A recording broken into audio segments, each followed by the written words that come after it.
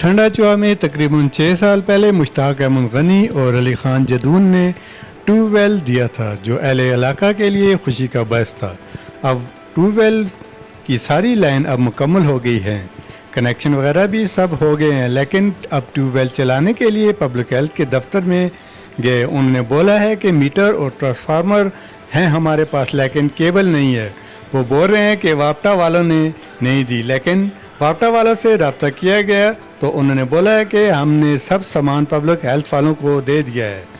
ہم کمشنر صاحب اور پبلک ہیلتھ کے ایکشن صاحب سے گزارش کرتے ہیں کہ اس کی مکمل طور پر انکوائری کی جائے کہ یہ کیبل کدھر گئی ہے۔ بورنگ کا پانی خشک ہو چکا ہے جس کی وجہ سے اہل محلہ پریشان ہیں اور سب لوگوں کا اتفاق ہے کہ ہم پبلک ہیلتھ کے دفتر کے سامنے احتجاج کریں گے کہ جس وقت تک ہمارا مسئلہ حل نہیں کیا جائے گا اس وقت تک احتجاج ختم نہیں کیا جائے گا۔